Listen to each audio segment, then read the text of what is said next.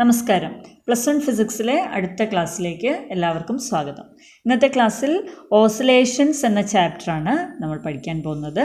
Focus ഏരിയയിൽ ഉൾപ്പെടുത്തിയിട്ടുള്ള ടോപ്പിക്കുകളാണ് ഈ ക്ലാസ്സിൽ ഡിസ്കസ് ചെയ്യുന്നത്. ഓസിലേഷൻസ് എന്താണെന്ന് മനസ്സിലാക്കുന്നതിന് മുമ്പ് പീരിയോഡിക് മോഷൻ എന്താണെന്ന് നോക്കാം. Periodic motion is a motion that repeats itself at regular intervals of time. അതായത് ഒരു പെർട്ടിക്കുലർ ടൈം ഇൻ്റർവെലിന് ശേഷം റിപ്പീറ്റ് ചെയ്യുന്ന മോഷനെയാണ് പീരിയോഡിക് മോഷൻ എന്ന് പറയുന്നത്. അങ്ങനെയുള്ള മോഷൻ എക്സാമ്പിളാണ് motion of planet, then motion of pendulum of A wall clock. ഇതൊക്കെ പീരിയോഡിക് മോഷൻസിന് എക്സാമ്പിളാണ്. അപ്പോൾ ഒരു പീരിയോഡിക് മോഷൻ ഒരു പെർട്ടിക്കുലർ ടൈം ഇൻ്റർവെലിന് ശേഷം അത് തുടരുന്നു, അതാണ് പീരിയോഡിക് മോഷൻ. പക്ഷേ ഇപ്പോൾ നമ്മൾ കൺസിഡർ ചെയ്ത രണ്ട് എക്സാമ്പിൾ ഉണ്ടല്ലോ, motion of planet and motion of pendulum of A wall clock. ഈ രണ്ട് മൂമെൻറ്റും പീരിയോഡിക് മോഷനാണ്, പക്ഷേ അത് തമ്മിലൊരു വ്യത്യാസമുണ്ട്. എന്താണ് ഇത് തമ്മിലുള്ള വ്യത്യാസം?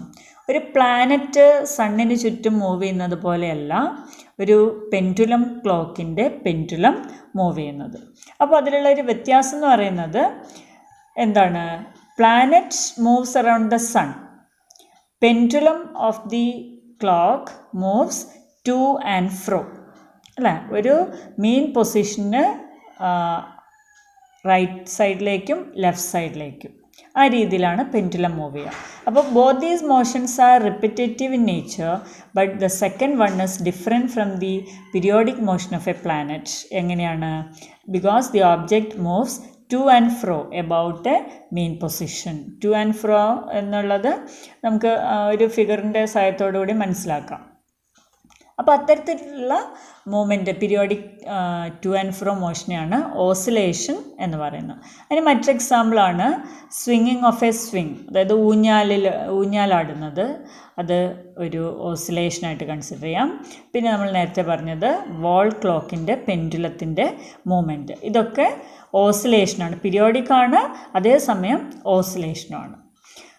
പക്ഷേ മറ്റൊരു പ്രധാനപ്പെട്ട കാര്യം, every oscillatory motion is periodic, but every periodic motion need not be oscillatory. എല്ലാ ഓസിലേറ്ററി മോഷനും പീരിയോഡിക്കാണ്. അതായത് പെൻഡുലത്തിൻ്റെ മൂവ്മെൻ്റ് ആണെങ്കിലും ഒരു ഊഞ്ഞാലിൻ്റെ മൂവ്മെൻ്റ് ആണെങ്കിലും ഇതൊക്കെ പീരിയോഡിക്കാണ്. പക്ഷേ എല്ലാ പീരിയോഡിക് മോഷനും ഓസിലേഷൻസ് ആവണമെന്ന് നിർബന്ധമില്ല. അതിന് എക്സാമ്പിളാണ് പ്ലാനറ്റിൻ്റെ മൂവ്മെൻറ്റ്. പ്ലാനറ്റിൻ്റെ മൂവ്മെൻറ്റ് പീരിയോഡിക്കാണ്, പക്ഷേ ഓസിലേറ്ററി അല്ല. അപ്പോൾ എല്ലാ ഓസിലേറ്ററി മോഷനും പീരിയോഡിക്കാണ്, but all periodic motions need not be oscillatory. Example നോക്കുക, സർക്കുലർ മോഷൻ. സർക്കുലർ മോഷൻ നമ്മൾ എന്താണെന്ന് മുമ്പ് മനസ്സിലാക്കിയതാണ്. സർക്കുലർ മോഷൻ ഒരു പീരിയോഡിക് മോഷനാണ്, പക്ഷേ ഓസിലേറ്ററി മോഷൻ അല്ല. ഇനി പീരിയഡ് എന്താണ്? ഒരു പീരിയോഡിക് മോഷൻ മനസ്സിലാക്കുന്നതിന് നമുക്ക് ആദ്യം പീരീഡ് എന്താണ് എന്നുള്ളത് നോക്കാം. The smallest interval of time after which the motion is repeated is called its period. അതായത് എത്ര സമയത്തിന് ശേഷമാണോ ഈ മൂവ്മെൻറ്റ് റിപ്പീറ്റ് ചെയ്യുന്നത് ആ ഒരു ടൈം ഇൻ്റർവെലിനാണ് പീരീഡ് എന്ന് പറയാം. പീരീഡ് നമുക്ക് ഏത് യൂണിറ്റിലും എക്സ്പ്രസ് ചെയ്യാം. സെക്കൻഡായിട്ടോ, അവേഴ്സായിട്ടോ, ഡേയ്സ് ആയിട്ടോ, ഇയേഴ്സ് ആയിട്ടോ ഒക്കെ എക്സ്പ്രസ് ചെയ്യാം പീരീഡ്. അപ്പോൾ അതിനൊരു എക്സാമ്പിളാണ് Halley's comet.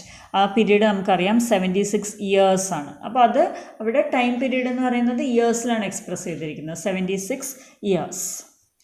Now, what is frequency? The reciprocal of time period gives the number of repetitions that occur per unit time. അതായത് ഇപ്പോൾ ടൈം പീരീഡ് നമ്മൾ പറഞ്ഞു ഒരു മൂവ്മെൻറ്റ്, അതായത് ഇപ്പോൾ ഭൂമി സൂര്യന് ചുറ്റും മൂവ് ചെയ്യുന്നത് കൺസിഡർ ചെയ്യുകയാണെങ്കിൽ ഒരു തവണ മൂവ് ചെയ്യാൻ എടുക്കുന്ന സമയമാണ് ടൈം പീരീഡ്. അതേസമയം ഫ്രീക്വൻസി എന്താണ്? യൂണിറ്റ് ടൈമിൽ എത്ര മൂവ്മെൻ്റ് ഉണ്ട് എന്നുള്ളതാണ് ഫ്രീക്വൻസി കൊണ്ട് ഉദ്ദേശിക്കുന്നത്. ഓക്കെ, യൂണിറ്റ് ടൈമിൽ ഉണ്ടാകുന്ന നമ്പർ ഓഫ് റെപ്പിറ്റേഷൻസ്, എത്ര തവണ ഇത് റിപ്പീറ്റ് ചെയ്യുന്നു, യൂണിറ്റ് ടൈമിൽ എത്ര തവണ ഈ മൂവ്മെൻറ്റ് റിപ്പീറ്റ് ചെയ്യുന്നു എന്നുള്ളതാണ് ഫ്രീക്വൻസി കൊണ്ട് ഉദ്ദേശിക്കുന്നത്. And this quantity is represented by the symbol nu. Nu ആണ് ഇത് റെപ്രസെൻറ്റ് ചെയ്യാൻ ഉപയോഗിക്കുക. അപ്പോൾ relation between period and frequency എന്താണെന്ന് ഇപ്പോൾ മനസ്സിലായിട്ടുണ്ടാവും. ന്യൂ ഈക്വൽ ടു 1/t, അതായത് 1 മൂവ്മെൻറ്റ് ഇൻ t സെക്കൻഡ്സ്. അങ്ങനെയെങ്കിൽ ഒരു സെക്കൻഡിൽ എത്ര മൂവ്മെൻറ്റ് എന്നുള്ളതാണ്. അപ്പോൾ 1/t ആണ് frequency. Unit second inverse, then hertz എന്ന യൂണിറ്റും യൂസ് ചെയ്യാറുണ്ട്. ഒരു പീരിയോഡിക് മൂവ്മെൻറ്റിൽ അല്ലെങ്കിൽ ഒരു പീരിയോഡിക് മോഷനിൽ നമ്മൾ എങ്ങനെയാണ് ഡിസ്പ്ലേസ്മെൻറ്റ് റെപ്രസെൻറ്റ് ചെയ്യുക? Mathematically displacement can be expressed as F of T equal to A cos omega T. Any periodic function നമുക്ക് യൂസ് ചെയ്യാം. പീരിയോഡിക് ആയിട്ടുള്ള ഏത് ഫംഗ്ഷനോ നമുക്ക് ഡിസ്പ്ലേസ്മെൻറ്റ് റെപ്രസെൻറ്റ് ചെയ്യാൻ യൂസ് ചെയ്യാം. അതായത് കൊസൈൻ ഫംഗ്ഷനോ സൈൻ ഫംഗ്ഷനോ ഒക്കെ പീരിയോഡിക് ഫംഗ്ഷൻസ് ആണ്. അപ്പോൾ ഡിസ്പ്ലേസ്മെൻറ്റ് ഡിനോട്ട് ചെയ്യാൻ നമുക്ക് f of T equal to A cos omega t, where a is known as the amplitude, omega the angular velocity അല്ലെങ്കിൽ ആംഗുലർ ഫ്രീക്വൻസി എന്ന് പറയാം. ആൻഡ് ആംഗുലർ ഫ്രീക്വൻസിയും ടൈം പീരീഡും തമ്മിലുള്ള റിലേഷനും കൂടി നോട്ട് ചെയ്യുക. T equal to 2π by omega. Time period T equal to 2π by omega. That is a relation between time period and angular frequency. അപ്പോൾ f of T equal to A cos omega T, അവിടെ F of T represents the displacement at any instant T. നമ്മൾ ഏത് സമയത്തുള്ള displacement ആണ് കണക്കാക്കേണ്ടത്, അവിടെ tick substitute ചെയ്ത് കഴിഞ്ഞാൽ you will get the value. Okay, so A എന്ന് പറയുന്നത് മാക്സിമം ഡിസ്പ്ലേസ്മെൻ്റ് ആണ്. It is known as amplitude. Omega is the angular frequency or angular velocity.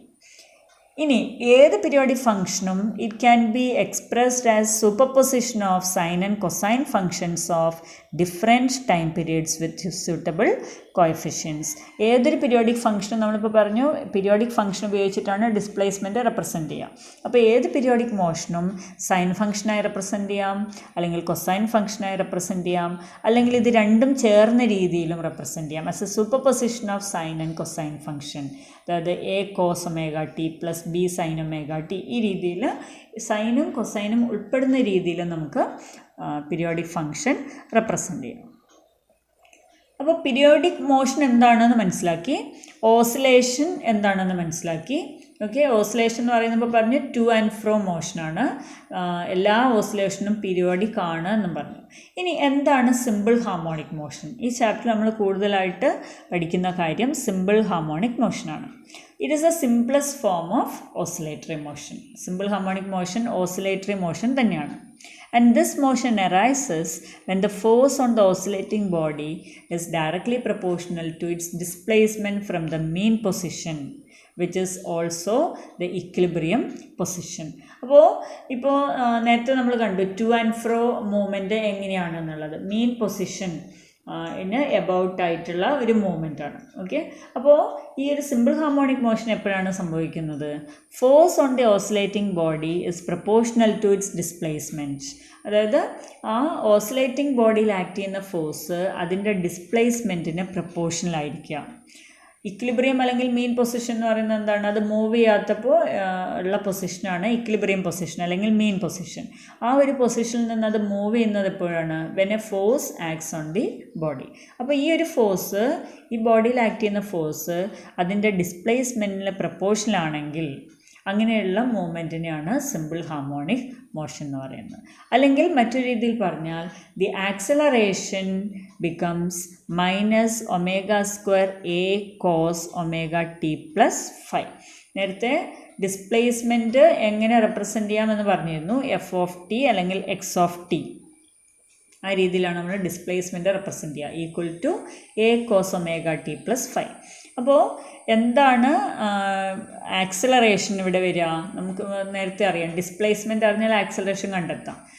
First ഡെറിവേറ്റീവാണ് വെലോസിറ്റി, ഡിസ്പ്ലേസ്മെൻറ്റ് സെക്കൻഡ് ഡെറിവേറ്റീവാണ് ആക്സലറേഷൻ. അപ്പോൾ ആക്സലറേഷൻ്റെ ഒരു form minus omega square x of t എന്നതാണെങ്കിൽ അത്തരം മൂവ്മെൻറ്റിനെ സിമ്പിൾ ഹാർമോണിക് മോഷൻ എന്ന് പറയും. അപ്പോൾ force directly proportional to displacement or acceleration is of the form minus omega square x, then the movement is simple harmonic in nature. ആ രീതിയിൽ നമുക്ക് express ചെയ്യാം. അപ്പോൾ oscillatory motion simple harmonic motion ആണ് എന്ന് പറയുന്നത് എപ്പോഴാണ്? when the displacement x of the particle from the origin varies with time as x of t equal to a cos omega t plus 5.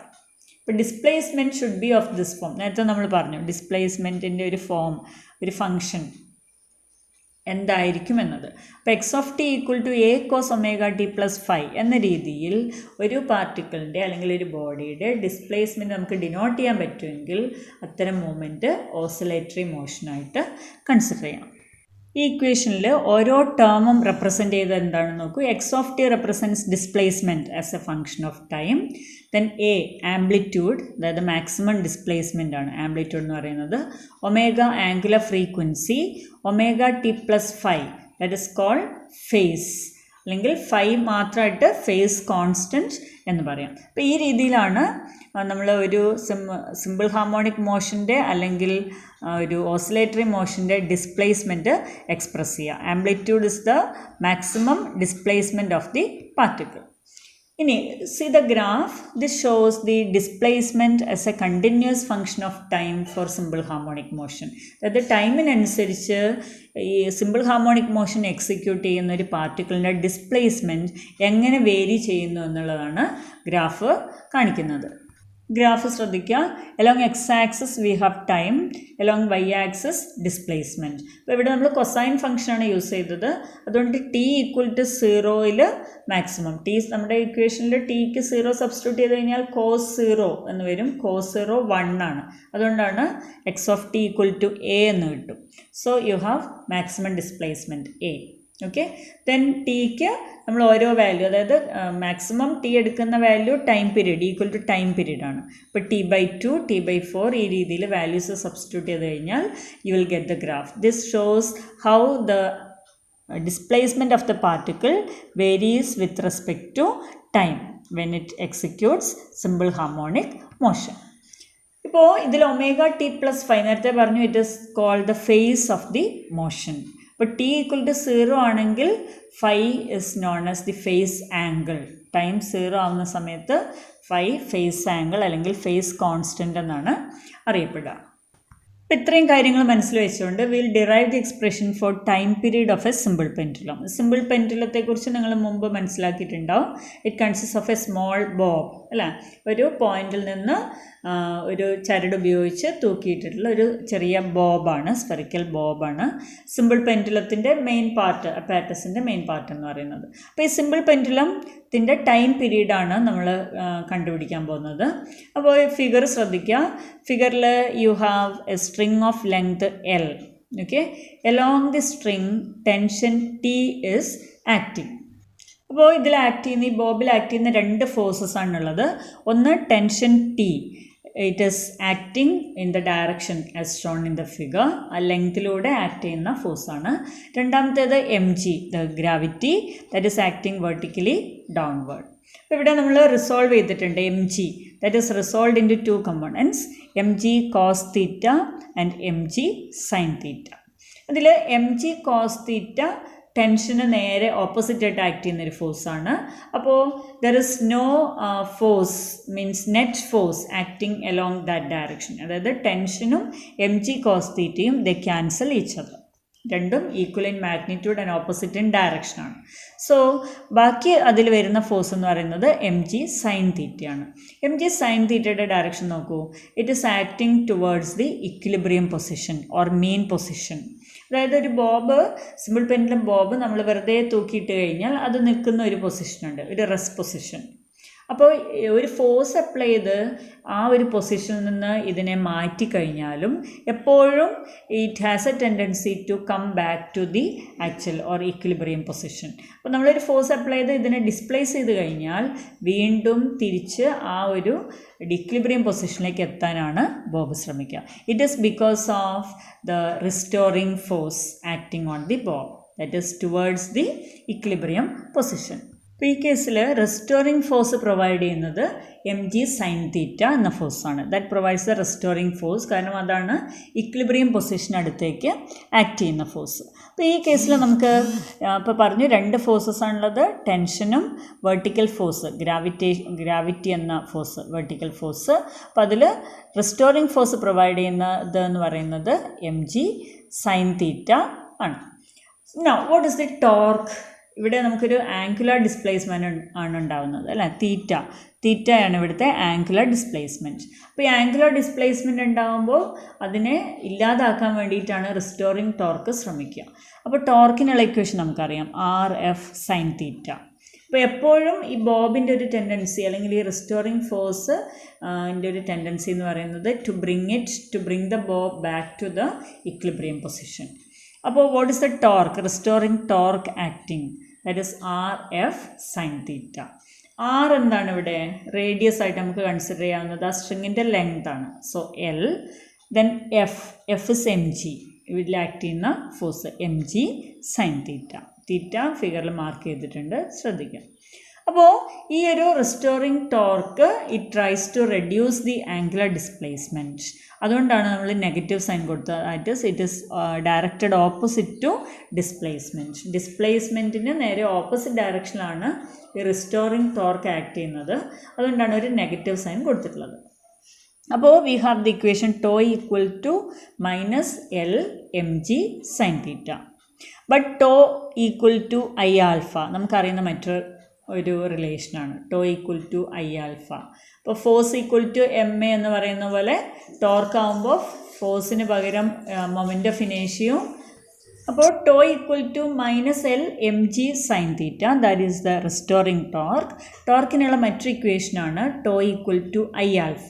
F equal to ma, അതിന് corresponding ആയിട്ടുള്ള റിലേഷനാണ് tau equal to I alpha. So we can write I alpha equal to -mgl sin theta. Okay, alpha angular acceleration ആണ്, I moment of inertia. So I alpha equal to -mgl sin theta or alpha equal to -mgl sin theta divided by I. ഇതാണ് angular ആക്സലറേഷനുള്ള formula. അതിൽ നമുക്ക് sine theta small angle ആയിരിക്കും ഉണ്ടാവുക, അതായത് ആ point of സസ്പെൻഷനിൽ ഉണ്ടാകുന്ന ചെറിയൊരു ആംഗിളാണ് തീറ്റ. അത് sine theta is approximately theta for small angles.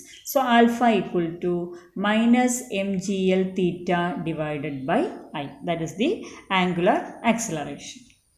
ഇനി we have the relation A equal to -omega square A cos omega t plus phi.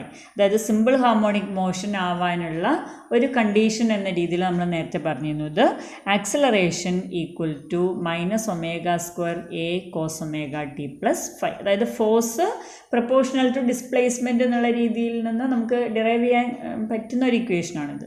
അല്ലെങ്കിൽ നമുക്ക് എഴുതാം A of t equal to -omega square x of t. A cos omega t plus phiക്ക് പകരമാണ് x of t എന്ന് എഴുതിയത്. അത് linear മൂവ്മെൻറ്റിൻ്റെ കേസിൽ A equal to -omega square x. Angular motion ആകുമ്പോൾ എക്ക് പകരം ആൽഫ ഈക്വൽ ടു ഇപ്പോൾ നമുക്ക് കിട്ടിയത് -mgl theta divided by I. അപ്പോൾ നോക്കൂ, ലീനിയർ ആക്സലറേഷൻ എക്ക് പകരം angular acceleration alpha, then linear displacement എക്സിന് പകരം ആംഗുലർ ഡിസ്പ്ലേസ്മെൻറ്റ് തീറ്റ. ഈ രണ്ട് ഇക്വേഷൻസ് നമുക്ക് കമ്പയർ ചെയ്യാം. കമ്പയർ ചെയ്ത് കഴിഞ്ഞാൽ ഒമേഗ സ്ക്വയറിന് പകരം ഇക്വേഷൻ 2-ലുള്ളത് എന്താ, mgl ബൈ I. ഫസ്റ്റ് ഇക്വേഷനിൽ ഒമേഗ സ്ക്വയറിൻ്റെ പ്ലേസിൽ സെക്കൻഡ് ഇക്വേഷൻ നമുക്കുള്ള ക്വാണ്ടിറ്റി എന്ന് പറയുന്നത് mgl by I or omega equal to √mgl divided by I. Now t equal to 2π by omega നമുക്കറിയുന്നൊരു കാര്യമാണ് അല്ലേ, t equal to 2π by omega. അപ്പോൾ t ആണ് നമുക്കിവിടെ കണ്ടെത്തേണ്ടത്. സോ 2π ഇൻറ്റു ബൈ ഒമേഗ ചെയ്ത് കഴിയുമ്പോൾ നമുക്ക് കിട്ടുക √I by mgl. I moment of ഇനേഷ്യ ആണ്. ഹിയർ മൊമെൻ്റ് ഓഫ് ഇനേഷ്യ ഇസ് ml സ്ക്വയർ. സോ ഐക്ക് സബ്സ്റ്റിറ്റ്യൂട്ട് ചെയ്ത് കഴിഞ്ഞാൽ 2π into √ml square by mgl, that is 2π √L by g. Time period of the simple pendulum is 2π √L by g.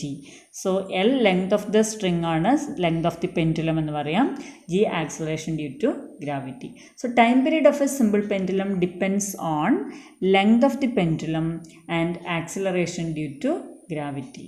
But does it depend on mass of the bob? ബോബിൻ്റെ മാസിനെ depend ചെയ്യുന്നുണ്ടോ? ഇവിടെ നമ്മൾ m എടുത്തത് ബോബിൻ്റെ മാസ്സാണ്. അപ്പോൾ time period ബോബിൻ്റെ മാസിനെ ഡിപ്പെൻഡ് ചെയ്യുന്നുണ്ടോ? ഇല്ല, time period is independent of mass of the Bob.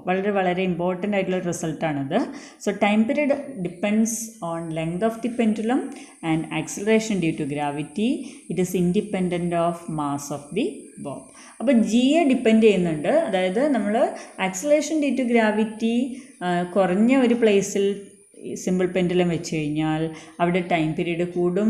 അല്ലെങ്കിൽ ആക്സിലറേഷൻ ഡ്യൂ ടു ഗ്രാവിറ്റി കൂടിയൊരു പ്ലേസിലാണ് സിമ്പിൾ പെൻഡുലം വെക്കുന്നതെങ്കിൽ ടൈം പീരീഡ് കുറയാനുള്ള സാധ്യതയുണ്ട്. അപ്പോൾ ടൈം പീരീഡിൽ ഡിസൈഡ് ചെയ്യുന്നതിൽ ഏറ്റവും ഇമ്പോർട്ടൻ്റ് ആയിട്ടുള്ളൊരു കാര്യം എന്ന് പറയുന്നത് ആക്സിലറേഷൻ ഡ്യൂ ടു ഗ്രാവിറ്റിയാണ്. വളരെ ഇമ്പോർട്ടൻ്റ് ആയിട്ടുള്ളൊരു ഡെറിവേഷനാണിത്. കൃത്യമായിട്ട് മനസ്സിലായിട്ടുണ്ടാകുമെന്ന് വിചാരിക്കുന്നു. ഇക്വേഷൻസ് എഴുതി തന്നെ പഠിക്കുക. അപ്പോൾ ഇന്നത്തെ ക്ലാസ് നിങ്ങൾക്ക് യൂസ്ഫുൾ ആയിട്ടുണ്ടാകുമെന്ന് വിചാരിക്കുന്നു. തുടർന്നുള്ള ക്ലാസ്സുകൾക്കായി ചാനൽ സബ്സ്ക്രൈബ് ചെയ്യുക.